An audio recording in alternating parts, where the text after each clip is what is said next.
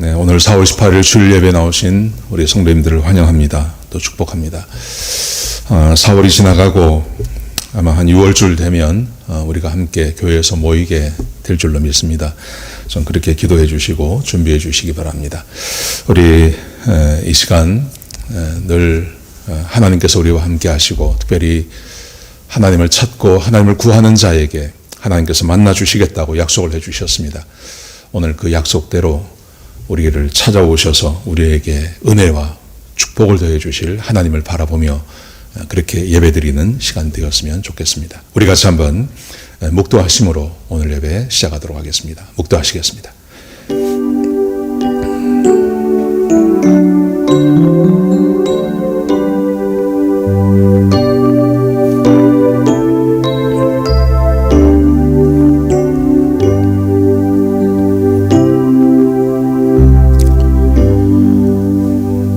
하나님 감사합니다.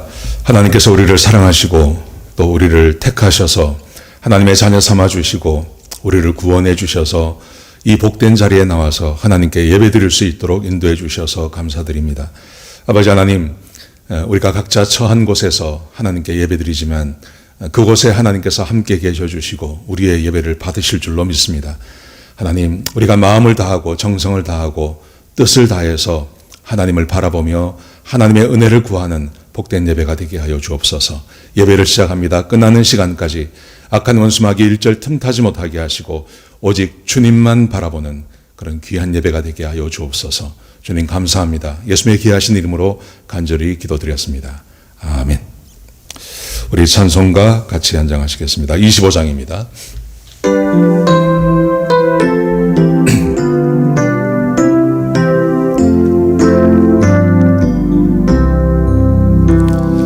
멸류관 가지고 주 앞에 드리세 저 천사 기쁜 노래가 온 땅에 퍼지네 내 혼아 깨어서 주 찬송하여라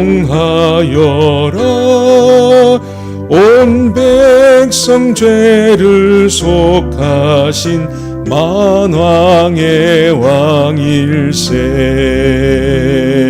멸류관 가지고 주 앞에 드리세 그 손과 몸의 상처가 영광 중 빛나네 하늘의 천사도 그 영광 보고서 고난의 신비 알고자 늘 흠모하도다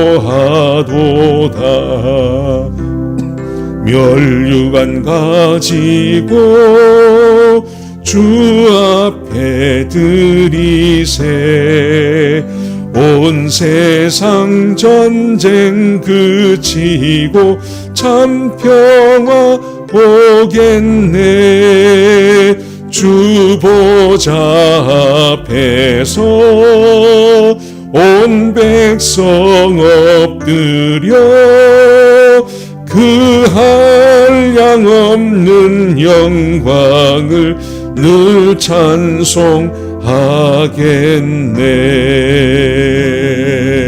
아멘.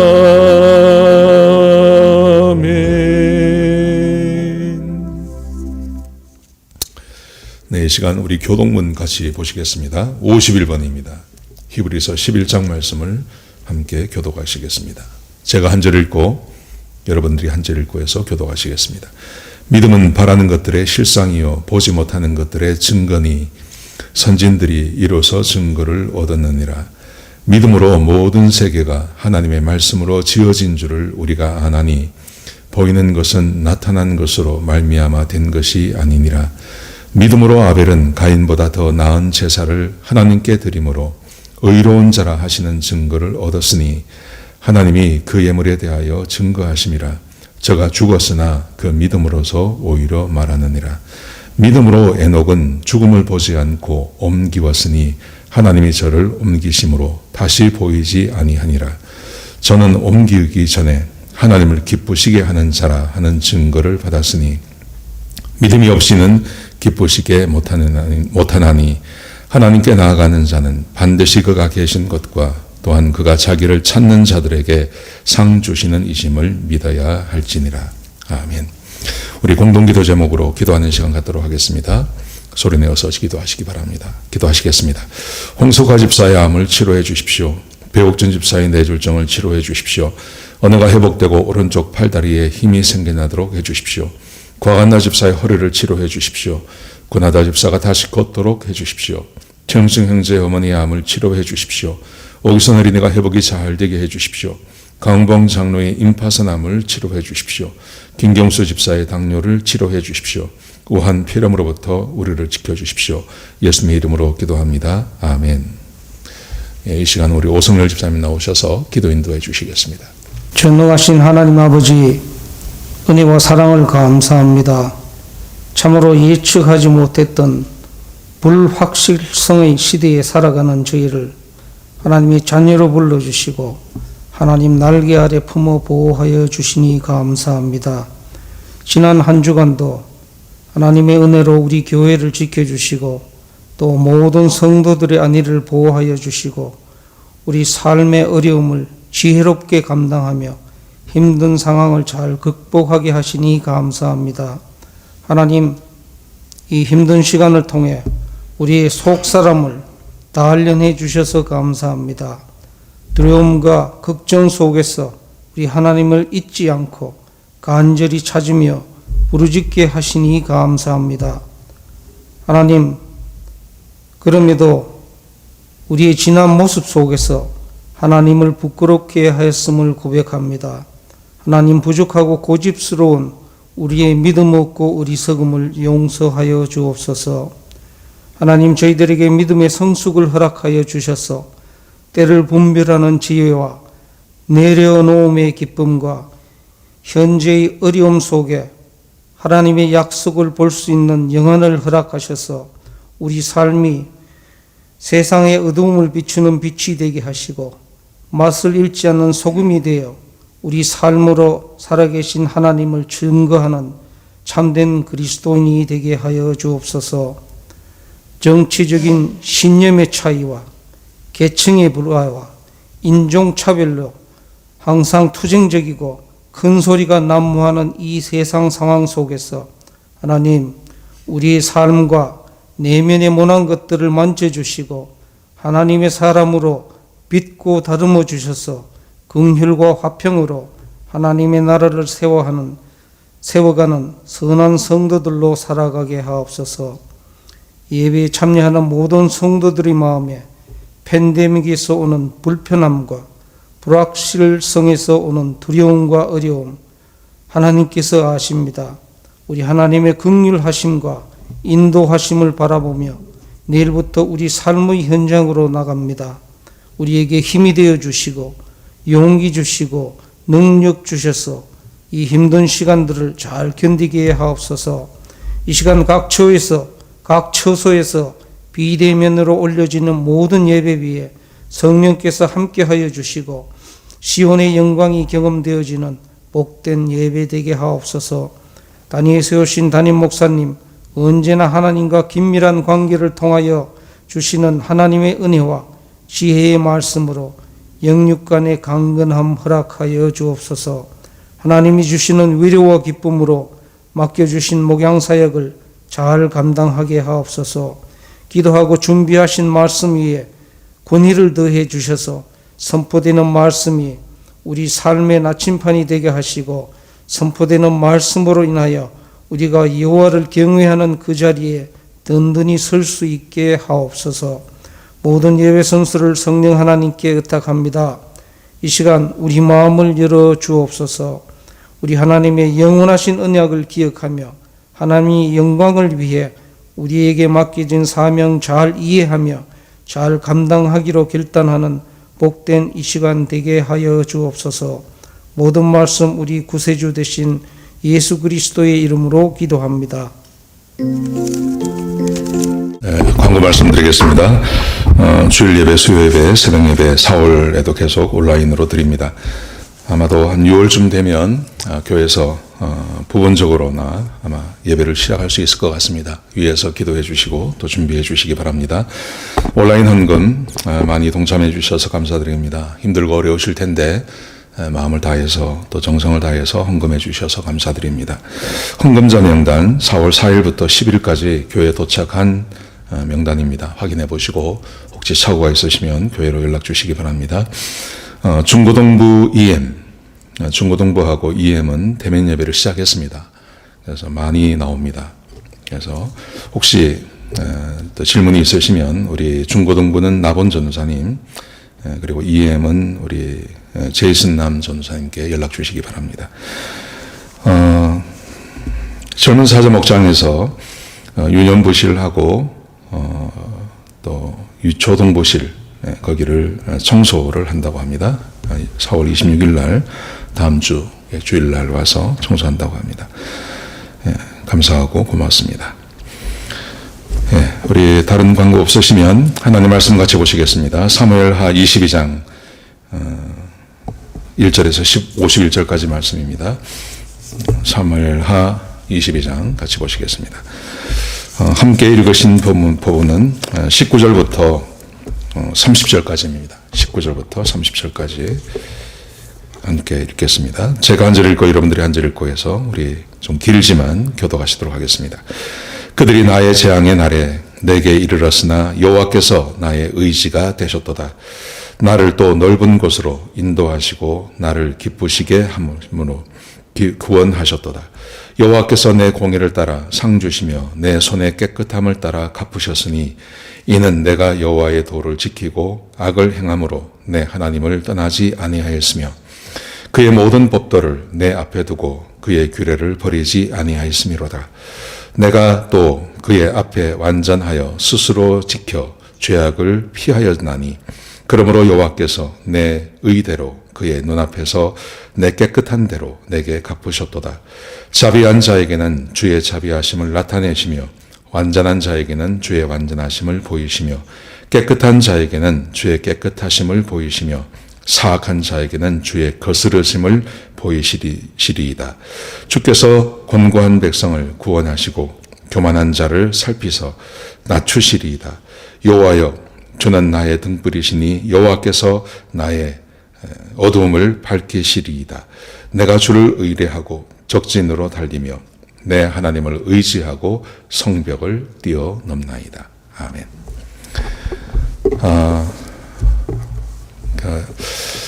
오늘 본문의 말씀은 다윗이 자기 인생의 비밀을 드러내는 것입니다.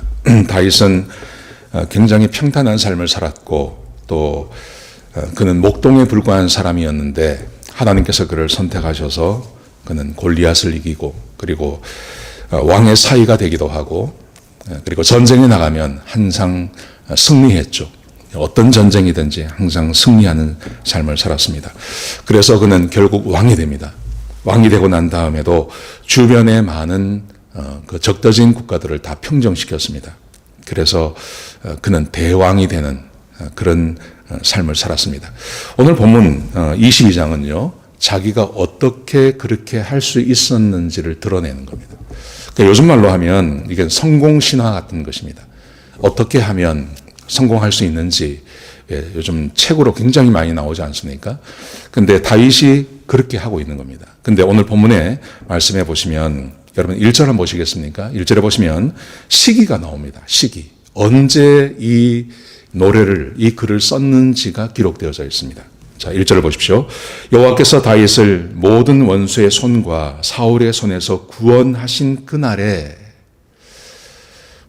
그래서 많은 학자들은 이 본문 22장을 순서에 맞는 지금 다윗이 왕이 되고 그 후에 그 밧세바를 범하고 그리고 13장부터 계속 고난이 진행이 되지 않습니까? 그래서 결국은 나라가 막 갈라지는 일까지 벌어지는데 이런 시간 순서대로 와서 이 글을 쓴 게 아니라는 거예요. 여기 보시면 모든 원수의 손과 사울의 손에서 구원하시던 그날에 라는 말은 그가 아마도 왕이 되었을 때 사울을 이어서 왕이 되던 그 왕 초기에 이 글을 썼다는 거죠. 왜냐하면 우리가 함께 봤지만요. 13장 이후부터 다윗의 삶은 그렇게 평탄하지가 않습니다. 다윗은 그에게 어두움이 있고요. 그에게 수치가 있었고 슬픔이 있었고 그에게 아픔이 있었고 고통이 있었습니다.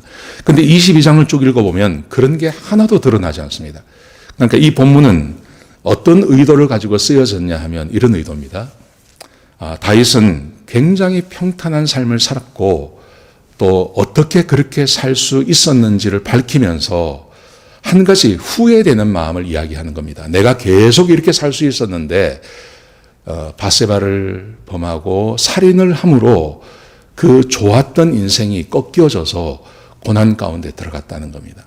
그래서 우리에게 뭘 말하는 거냐 하면 지난주의 말씀에 21장에 사울이 범죄하고 죄를 지어서 그의 손자와 아들들이 죽임을 당하지 않습니까? 그 말씀에 이어서 다윗은 이렇게 말하고 싶은 거죠. 이렇게 하나님 앞에서 어떻게 인생 앞에 실수 없이 하나님 앞에 좀 하나님께서 축복하시는 삶을 온전히 살아낼 수 있는지를 우리에게 보여주고 있는 삶입니다. 오늘 그런 장이라고 할 수 있겠습니다. 다윗은 자기의 인생의 성공의 비밀을 두 가지로 딱 압축해서 이야기합니다. 첫 번째는 기도의 응답입니다. 자기 인생에 하나님께서 끊임없이 자기에게 기도 응답을 해 주었다는 겁니다.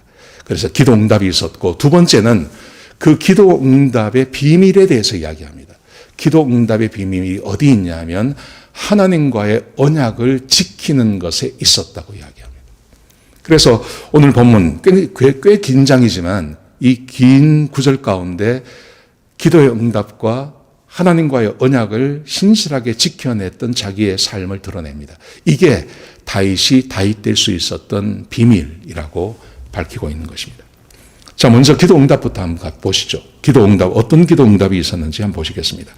자, 다윗의 인생 스스로 말합니다. 자기의 인생은 평탄하지 않았다고 이야기합니다. 자, 5절을 보십시오. 5절에 보시면 사망의 물결이 그리고 불의의 창수가 자기를 두렵게 했다고 말합니다. 사망의 물결, 불의의 창수란 말은 무슨 말이냐 하면 물이 몰려오는데 이제 죽었다 하는 생각 있지 않습니까? 우리는 이런 경험이 별로 없지만 왜 몇 년 전에 그 일본에서 그 쓰나미가 있지 않았습니까? 그때 쓰나미를 공중에서 이렇게 헬기가 그 물이 오는 것을 찍은 게 있었습니다. 근데 보면 어떤 모습이 있냐면 물이 한쪽에서 몰려오는데요. 한쪽에 도로가 있는데 거기에 차가 지나가고 있는 거예요. 근데 그걸 보는 사람들은 하나같이 무슨 생각을 하냐면 저 물이 닥치면 저 차를 타고 가 있는 사람들 다 죽겠다. 이런 물 있지 않습니까? 이 물이 뭐냐 하면 사망의 물결이라는 겁니다. 근데 이 사망의 물결이 어떤 거냐 하면 다윗에게 자기에게 몰려왔다는 것입니다. 우리가 생각하기에는 다윗이 항상 담대하고 항상 꽃길만 걸어갔던 것 같은데 그렇지 않다는 거죠. 사망의 물결이 자기에게 몰려왔습니다. 이것은 아마도 그 다윗의 초기 사역인 것 같습니다. 다윗이 처음에 그 골리앗을 대하고 또 전쟁에 나가고 할 때 왜 두렵지 않았겠습니까? 사망의 물결이 자기에게 왔다고 이야기하고요.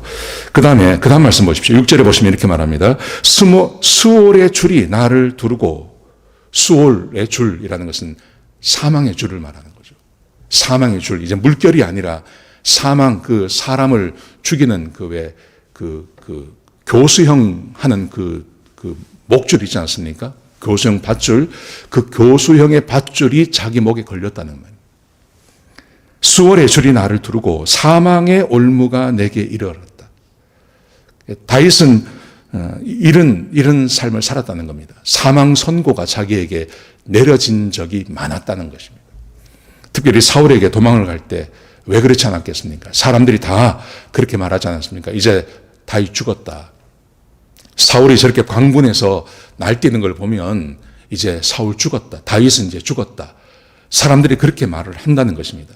자기가 이런 환경 가운데서 자기가 살았는데, 그런데 이 환경 가운데서 이런 사망의 물결과 사망의 올무가 자기에게 덮쳐왔을 때 어떻게 자기가 살아남았는지를 지금 말하고 있는 겁니다. 자, 보십시오.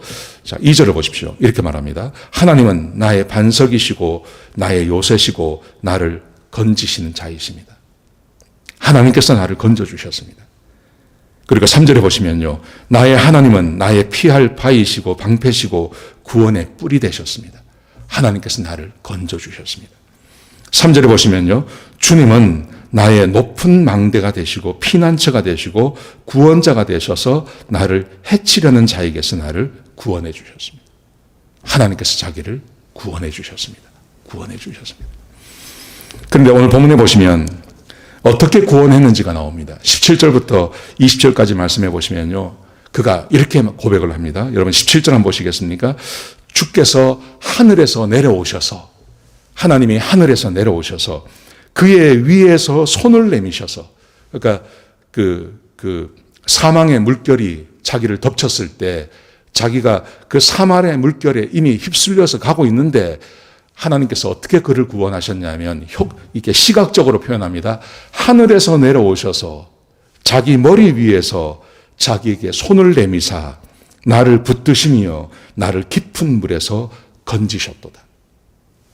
하나님께서 하늘에서 내려오셔서 그러니까 하나님이 아니면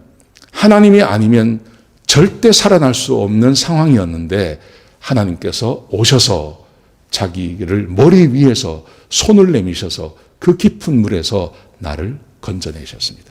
이렇게 말하는 겁니다. 어떻게 그랬을까요? 그 모든 것의 비밀을 이렇게 말합니다. 기도의 응답이라고 이야기합니다. 자, 여러분 이 7절 한번 보시겠습니까? 7절에 보시면 이렇게 고백합니다. 내가 환난 중에서 여호와께 아뢰며 사망의 올무가 그를 덮치고 사망의 물결이 그를 덮쳤을 때 내가 환난 중에 여호와께 아뢰며 나의 하나님께 아뢰었더니 하나님께 아뢰고 하나님께 아뢰습니다. 하나님 내가 지금 죽게 생겼습니다 하고 그가 하나님께 아뢰습니다. 그랬더니 그가 이렇게 말합니다. 그가 그의 성전에서 내 소리를 들으시며 나의 부르짖음이 그의 귀에 들렸도다. 사망의 올무가 사망의 물결이 자기를 덮칠 때마다 하나님께 기도하고 간구했더니 하나님께서 성전에서 들으시고 나를 구원해 주셨습니다. 참 놀라운 일입니다. 근데 실제로 다윗의 인생을 쭉 따라가 보면 다윗에게는 기도의 응답이 정말 많았습니다. 하나님께서 기도하는 것마다 하나님께서 들어주십니다. 참 놀라운 일입니다. 기도하는 것마다 들어주시고 어떤 고난이 닥칠 때마다 하나님께 기도하면 그 고난을 지나가게 하시고 하나님께서 늘 그래 주셨습니다. 시편 40편 1절에 보시면요. 다윗이 자기의 기도의 응답을 이렇게 표현한 적이 있습니다. 이렇게 말합니다. 내가 여호와를 기다리고 기다렸더니 기도했다는 말이죠. 귀를 기울이사 나의 부르짖음을 들으셨도다.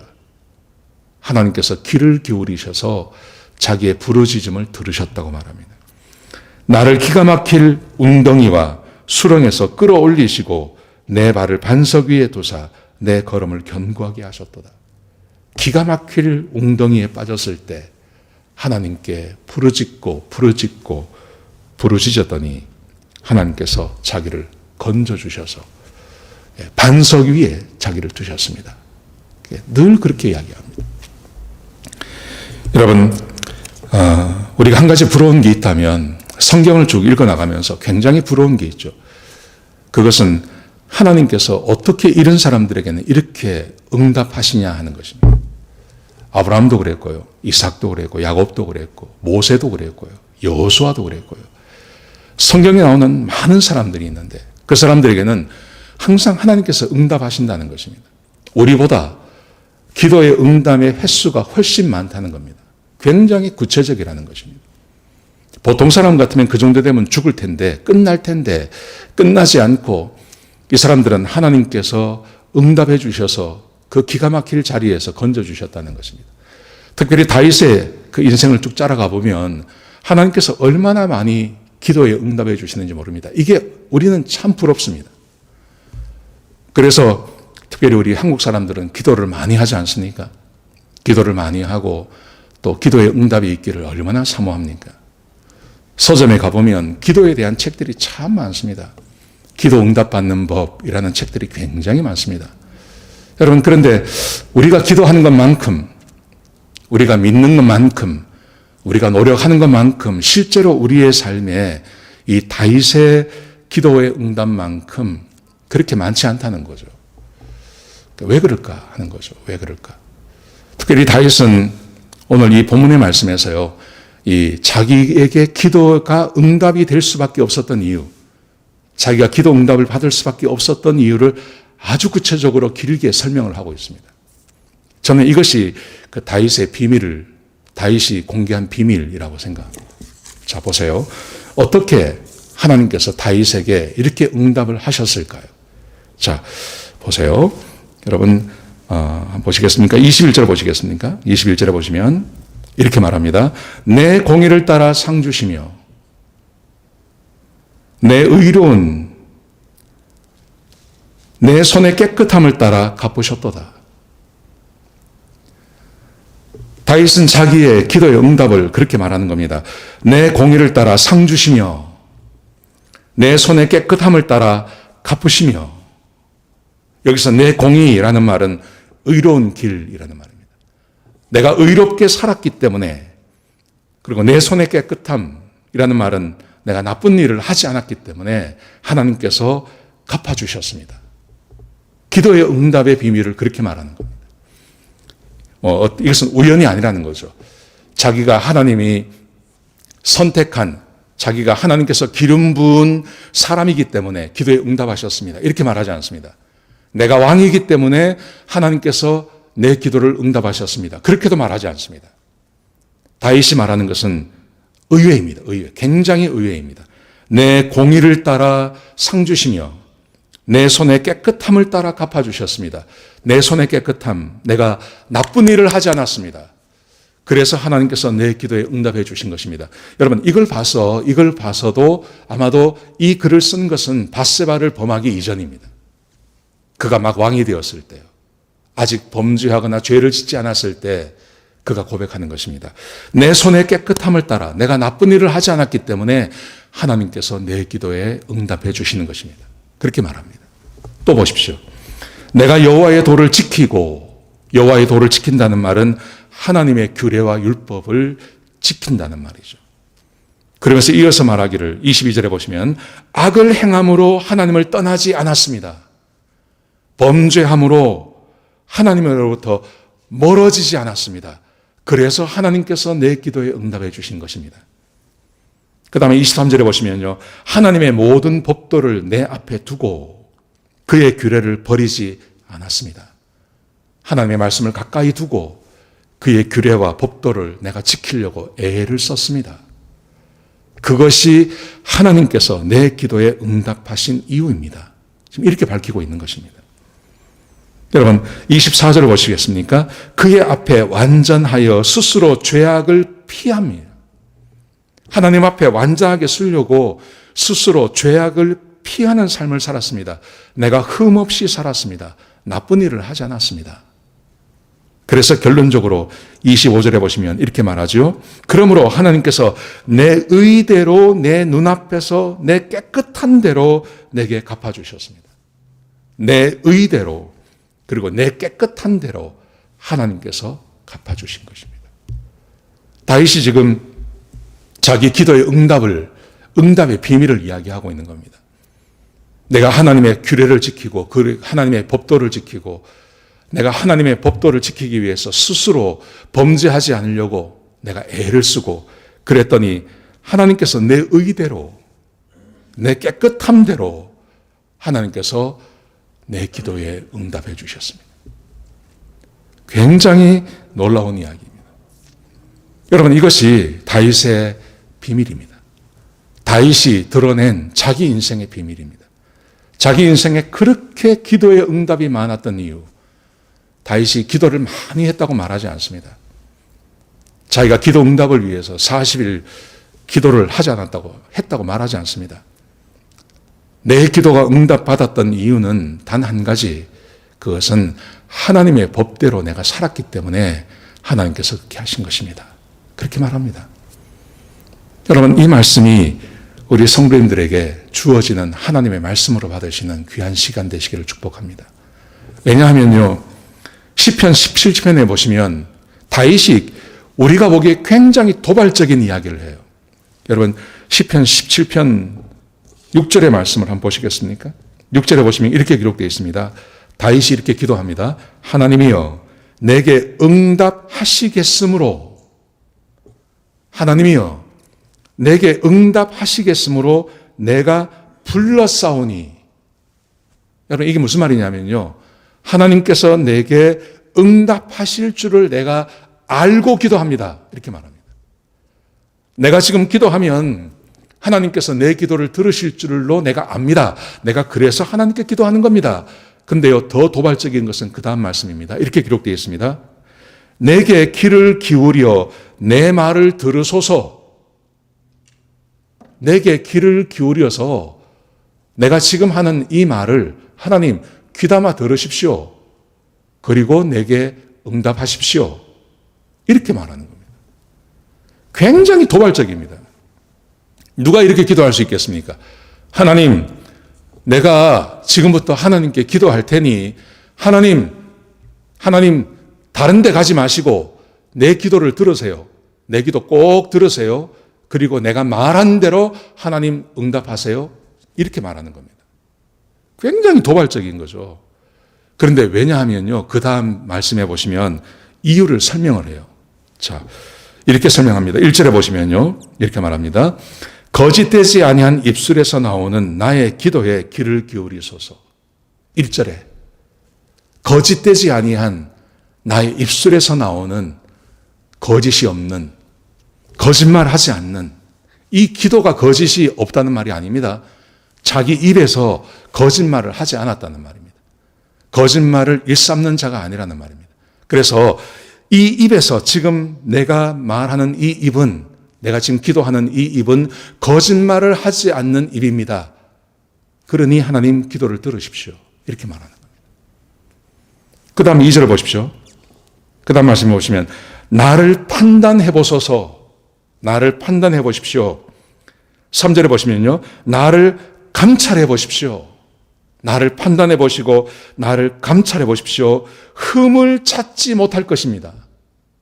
나를 판단하시고 나를 감찰해 보시지만 하나님 앞에 내가 흠이 없는 사람입니다. 그러면서 내가 결심하고 입으로 범죄하지 아니하리이다. 나는 결심하고 행동뿐만이 아니라 나는 입으로도 나는 범죄하지 아니한 사람이었습니다. 그러면서 4절을 보십시오. 나는 주의 말씀을 따라 포악한 자의 길에 가지 않았습니다. 나는 말로도 범죄하지 않았고 나는 포악한 사람들의 길로 가지도 않았습니다. 그래서 하나님 나를 한번 감찰해 보십시오. 아마 죄가 없을 겁니다. 그러니 다윗이 말하기를 하나님 내 기도를 들으실 줄로 믿습니다. 하나님 내가 하는 말에 귀를 기울이시고 이 말이 끝나면 하나님 응답해 주십시오. 굉장히 도발적이죠. 여러분 그런데 이렇게 말할 수 있는 이 근거가 뭐냐 하면요, 이렇게 기도하면 아마 우리가 이렇게 하라고 하면 많은 사람들이 하나님께 어떻게 그렇게 기도를 드려? 아마 이렇게 말하는 사람이 있을 것입니다. 그런데 다윗이 왜 이렇게 기도를 하냐 하면 다윗이 알고 있는 하나님의 성품이 있었어요. 하나님의 본성을 다윗은 알고 있었어요. 그게 오늘 본문 가운데 기록되어져 있습니다. 자, 보십시오. 이렇게 기록되어져 있습니다. 자, 26절을 보십시오. 자비한 자에게는 자비하심을 나타내시고, 하나님께서 하나님의 속성을 이야기합니다. 하나님께서 왜 이렇게 왜 이렇게 자기가 이렇게 기도하고 그렇게 기도하면 이렇게 건방지게 기도하는데, 이렇게 도발적으로 기도하는데 하나님께서 자기에게 응답을 해주시는 것으로 다윗이 믿고 있냐 하면 다윗이 알고 있는 하나님의 속성이 있었습니다. 그 속성이 바로 26장 26절 27절 28절까지 기록되어 있는데 보십시오. 자비한 자에게는 주의 자비하심을 나타내시고 완전한 자에게는 주의 완전하심을 보이십니다. 자비한 자라는 말은요, 신실한 자를 말하는 겁니다.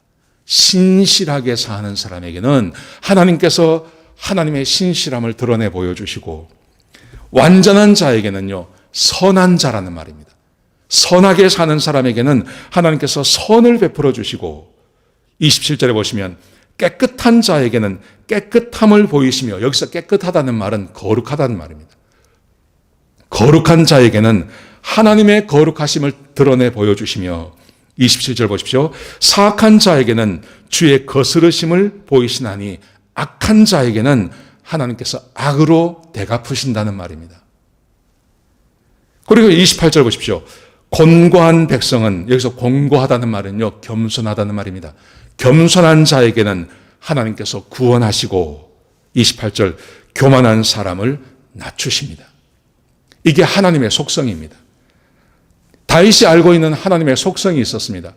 진실하면 하나님께서 진실을 베푸시고, 선한 사람에게는 하나님께서 선을 베풀어 주시고, 거룩한 자에게는 거룩함을 베풀어 주시며, 그리고 하나님께서 겸손한 사람에게 은혜를 베풀어 주시는, 구원하시는 하나님의 본성이 있다는 것을 그가 알고 있었다는 거죠.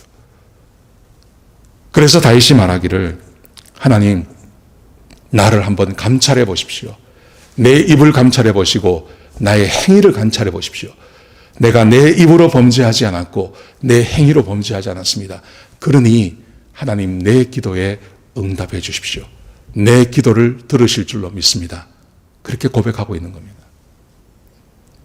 여러분, 다윗이 왜 오늘 이 편집자가요, 이 사무엘 상하는 아마도 다윗이 썼다고 생각하지 않습니다. 다른 사람이 썼을 거라고 생각합니다. 근데 왜 다른 사람이 이 다윗의 이 초기 이 고백을 지금 이 자리에 기록했을까 하는 거예요. 왜 그랬을까요? 여러분, 이 22장에 나오는 이 말씀은 어쩌면요, 사무엘 하 한 5장이나 4장쯤에 이게 들어가야 됩니다. 그런데 지금 한참이 지나서 그가 범죄하고 죄를 짓고 온갖 어려움을 다 겪은 다음에 지금 이 본문의 말씀이 기록되어져 있습니다. 여기에 들어가 있습니다. 왜냐하면 다윗이 지금 후회하고 있는 겁니다. 다윗이 얼마나 하나님 앞에서 후회하는지 모릅니다. 다윗이 이렇게 건방진, 우리가 보기에 굉장히 건방진 도발적인 기도를 하나님께 드리는 사람이었어요. 하나님, 내 기도에 응답하셔야 됩니다. 내가 지금 기도하는 거 하나님께서 들으셔야 됩니다. 내가 지금 잘 들으십시오. 하나님, 잘 들으시고 지금 제가 기도하는 거에 응답하십시오. 왜 그렇게 기도할 수 있었냐 하면 하나님의 본성을 알고 있으니까요. 하나님께서 어떤 분이신지 알고 있으니까. 그래서 그 말씀대로 살려고 애쓰고 수고하고, 그리고 자기 입으로도 범죄하지 않고 자기의 삶에 범죄함이 없이 그렇게 형통한 삶을 살아오다가 이 형통이 깨지지 않습니까? 다윗이 범죄하지 않습니까? 간음을 하고 살인을 하지 않습니까? 그래서 자기 인생이 완전히 망가지지 않습니까? 자기만 망가지는 게 아니라 자기 주변 삶이 다 망가지지 않습니까? 지금 그런 삶을 살고 있는 중간에 이 다윗의 이 이야기를 집어넣으면서 다윗이 얼마나 후회하고 다윗이 얼마나 회한 가운데 있는지를 드러내고 있는 겁니다.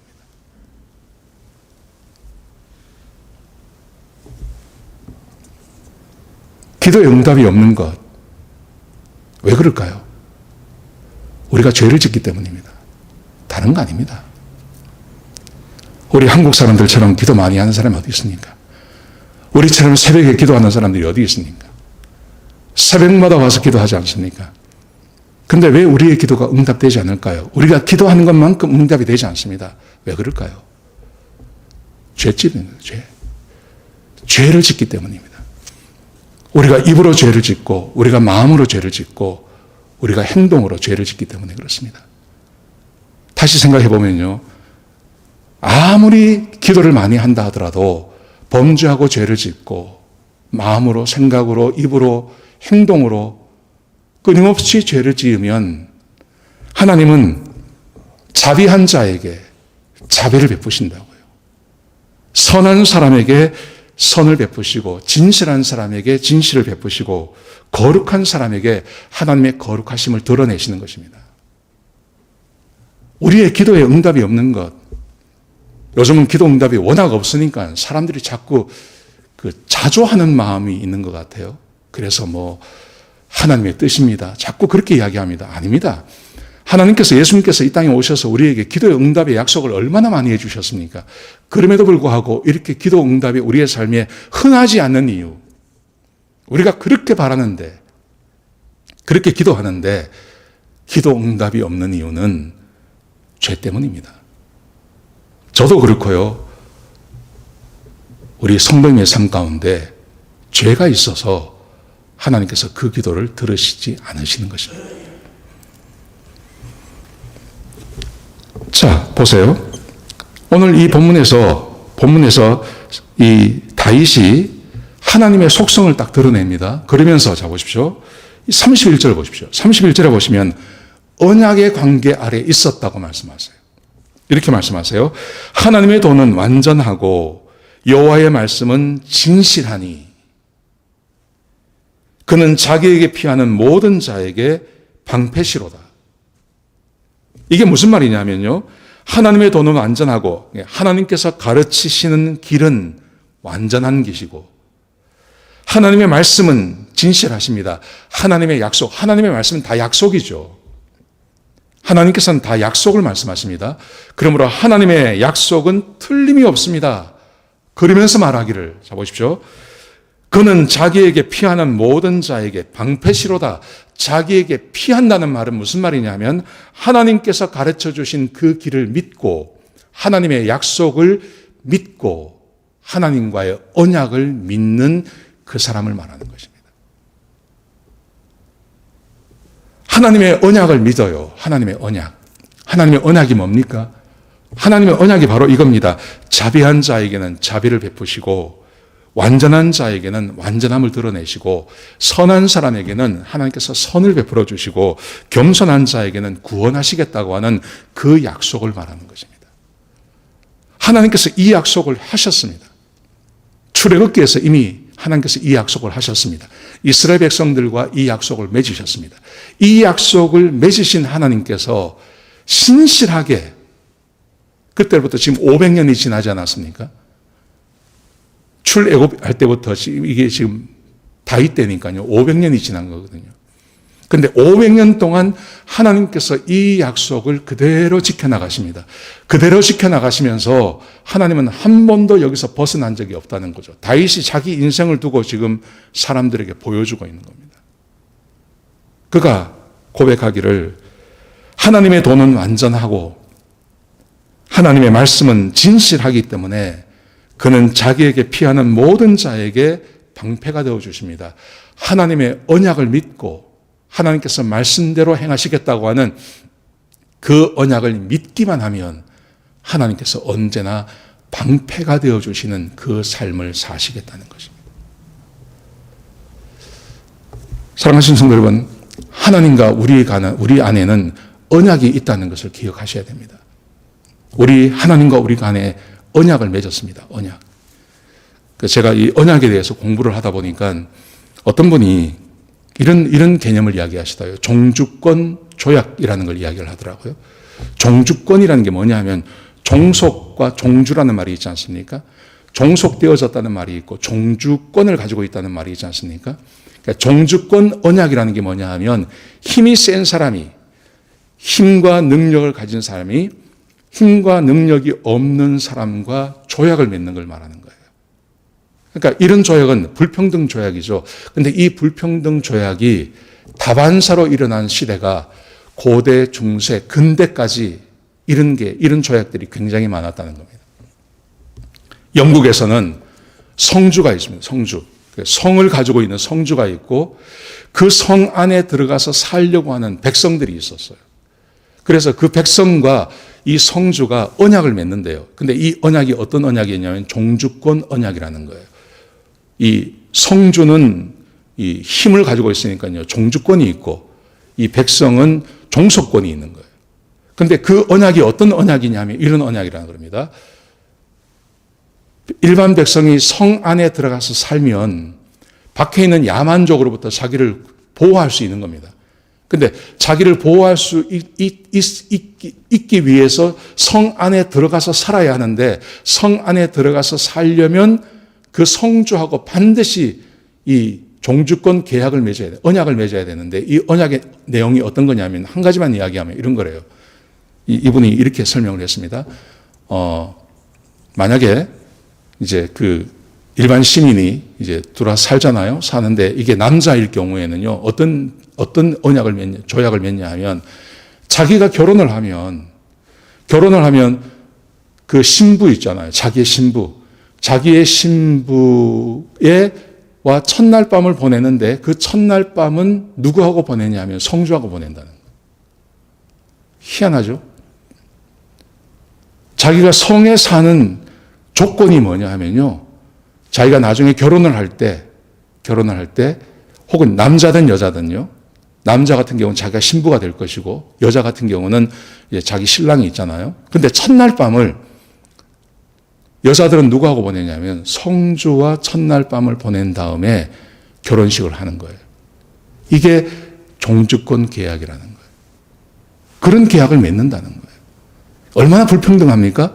근데 불평등해도 할 수 없대요. 왜냐하면 그렇게 해서라도 성 안에 사는 게 성 밖에 사는 것보다 훨씬 안전하기 때문에 사람들이 종주권 계약을 맺는다는 거예요. 제가 왜 말씀을 드리냐면 언약을 연구하시는 분들이 신명기를 연구하다 보면 하나님과 이스라엘 백성들 사이에 맺은 이 언약이 있죠. 이 언약이 정확하게 고대 사람들이 맺었던 종주권 언약의 구조와 똑같은 구조라고 합니다.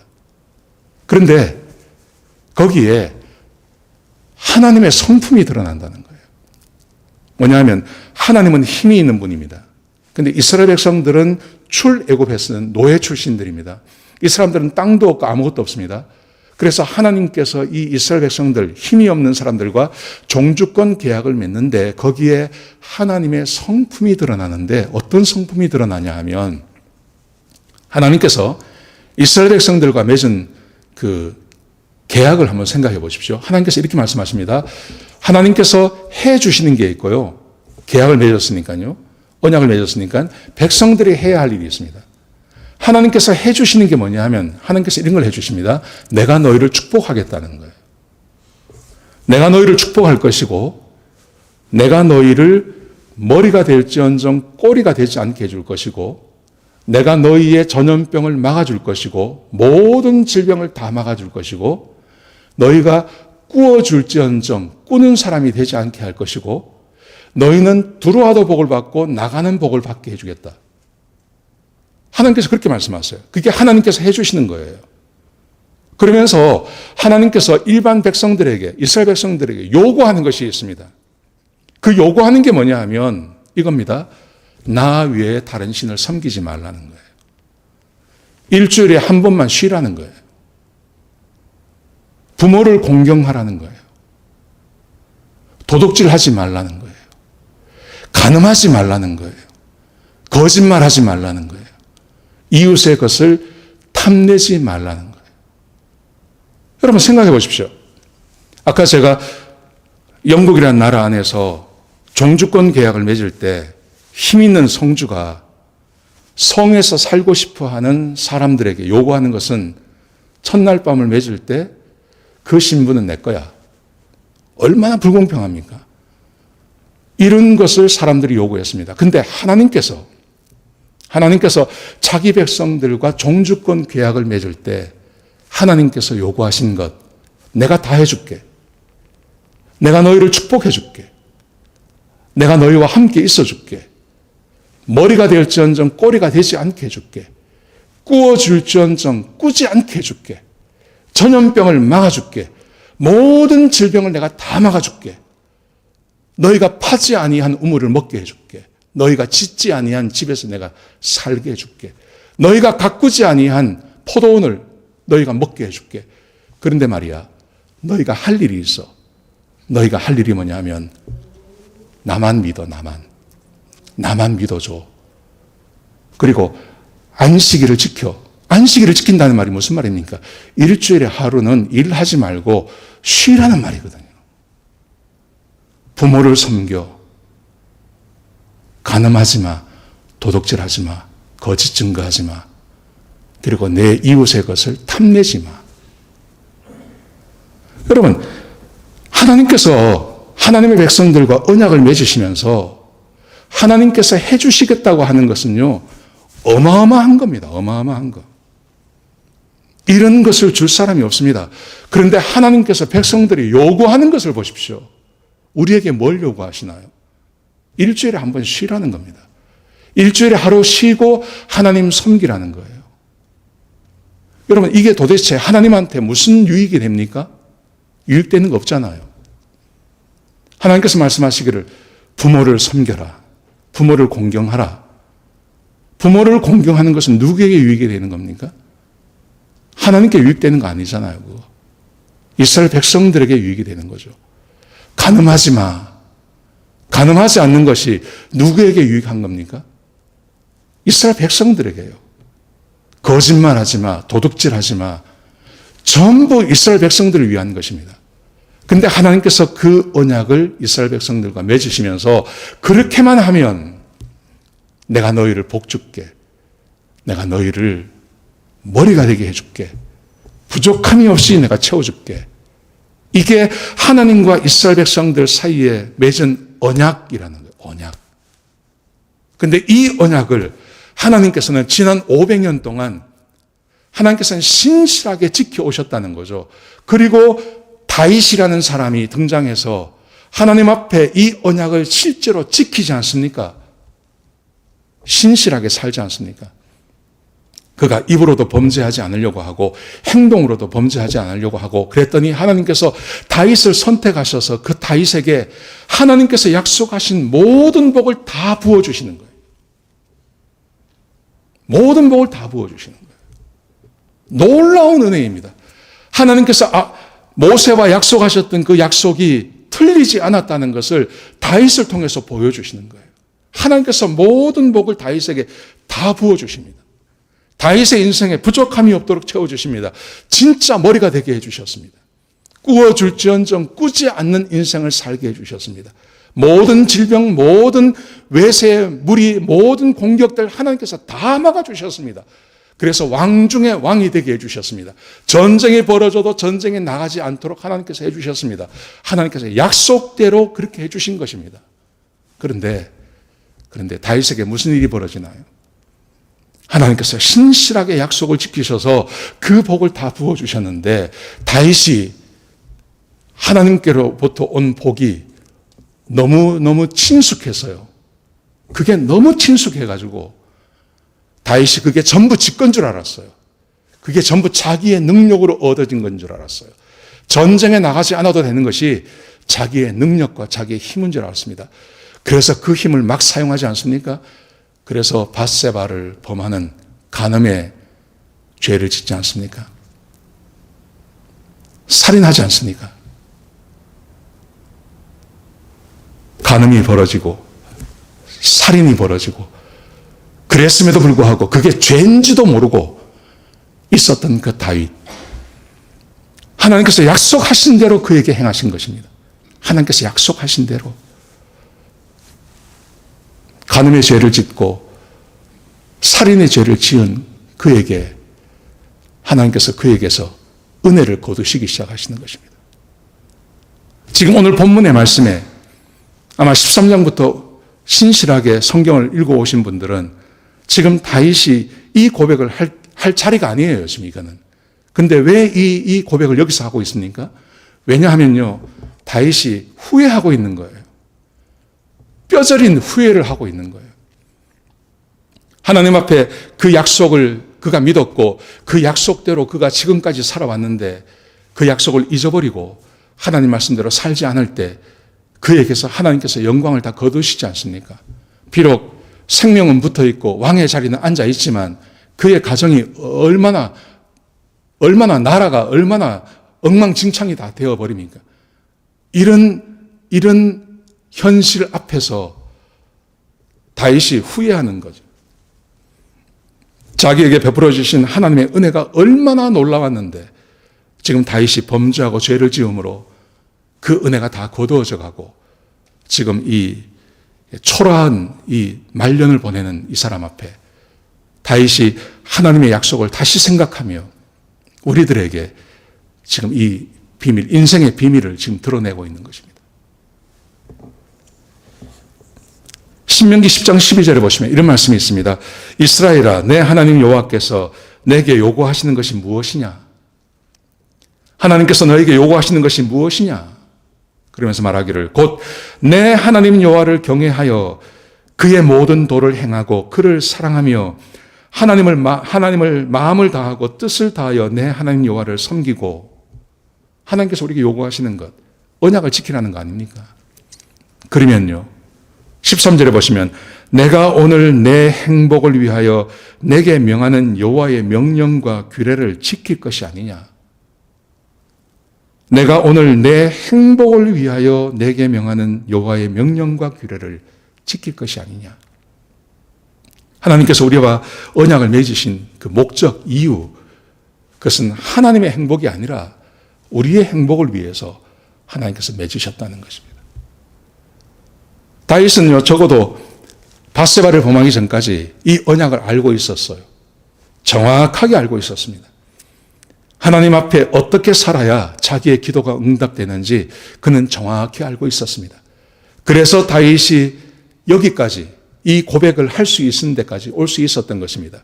자기의 기도가 응답되고 하나님께서 자기를 축복하시는 이유 다른 거 없습니다. 하나님의 말씀대로 그가 살았습니다. 사랑하는 성도 여러분, 우리가 이렇게 말씀을 드리면 좀 답답한 마음이 드실 때가 있을 것입니다.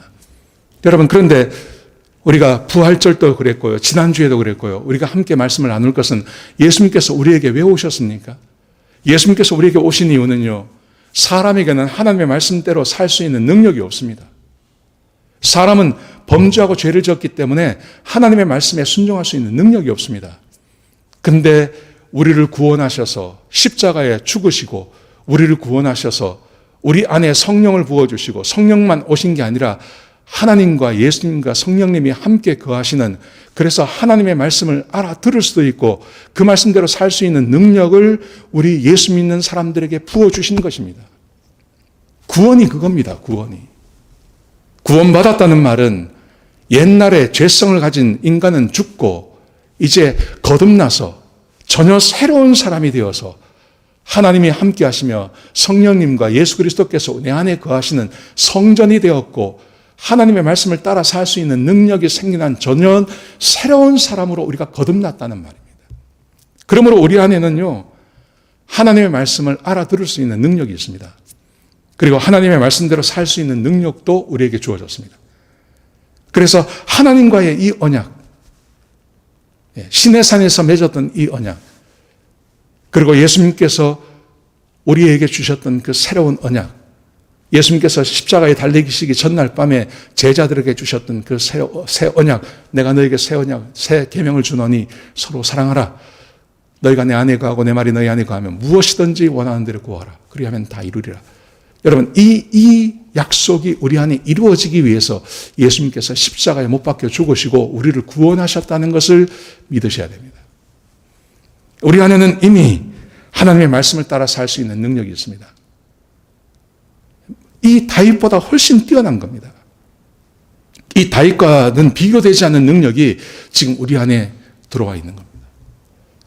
여러분, 그러므로 다윗이 지금 밝혔던 이 놀라운 인생의 비밀, 자기가 자기 될 수 있었던 이유, 자기가 왕이 될 수 있었던 이유, 하나님께서 내 기도에 응답하셨기 때문입니다. 하나님께서 응답하셨던 그 이유는요, 다른 거 아니잖아요. 하나님의 말씀대로 내가 그 언약을 맺은 대로 내가 그렇게 살아왔습니다. 내가 하나님께 피하는 삶을 살았습니다. 그랬더니 주께서 내 기도에 응답해 주셨습니다. 여러분, 이 말씀이 우리의 삶에 그대로 적용이 되는 겁니다. 우리가 힘들고 어려운 이유, 기도 응답이 없는 거잖아요. 우리가 힘들고 어려운 이유, 기도 응답이 없는 겁니다. 근데 우리의 삶에 막 역동적이고 우리의 삶이 막 힘이 있고 우리의 삶에 막 능력이 있고 막 이렇게 미래가 막 이렇게 기대가 되고, 그리고 현재 삶에 대해서 전혀 주눅 들지 않고 살 수 있는 그 기본이 뭐냐면요, 하나님이 내 기도를 들으신다는 겁니다. 하나님께서 내 기도를 들으신다고 하는 그 그 경험들이 우리 가운데 쌓여지고 그 확신이 내 마음 가운데 있으면 세상에 대한 두려움이 있을 수가 없는 겁니다. 여러분, 그런데 그 기도의 응답은 어디서 온다고요? 하나님은 사람이 행한 대로 갚으시는 분이라고요. 변함이 없으십니다. 우리가 하나님의 자녀라 하더라도, 내가 구원받은 하나님 백성이라 하더라도 죄가 내 가운데 넘쳐나면요, 하나님께서 기도 응답 안 하십니다. 근데 하나님께서 우리에게 능력을 주셨지 않습니까? 그래서 그 능력 가지고, 그 능력을 가지고 내 안에 있는 죄의 요소들을 하나씩 끊어내는 것입니다.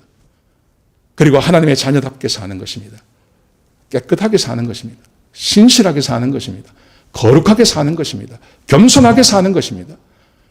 그러면 다윗의 인생에 역사하셨던 하나님의 은혜가 우리에게 동일하게 부어질 줄로 믿습니다. 이런 삶을 살아나가시는 저와 여러분 되시기를 주의 이름으로 축복합니다. 기도하시겠습니다. 아버지 하나님, 감사합니다. 귀한 말씀 주셔서 감사드립니다.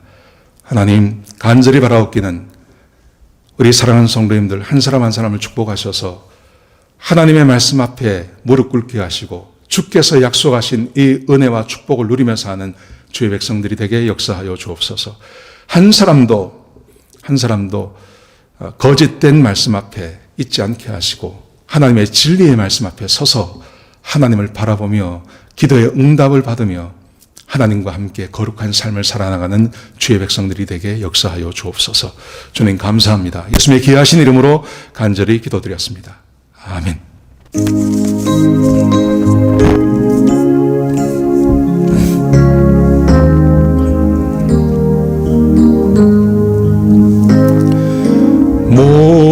목마른 자들아 다 이리 오라. 이곳에 좋은 샘 흐르도다. 힘쓰고 애씀이 없을지라도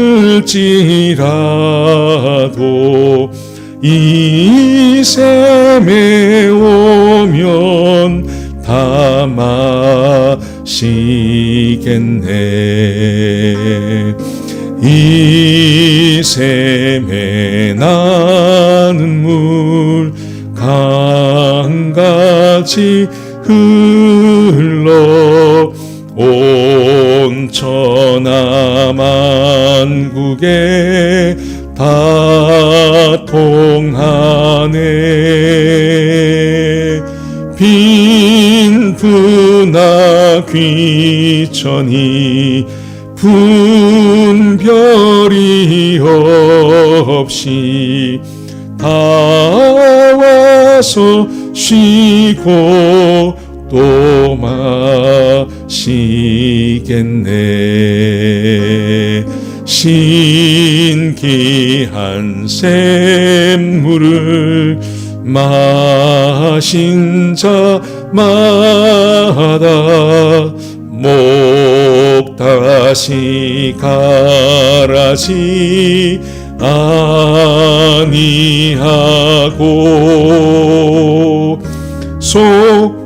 속에서 솟아나 생수가 되어 영원히 솟아 늘 풍성하리. 이 샘의 이름은 생명의 샘물, 저수정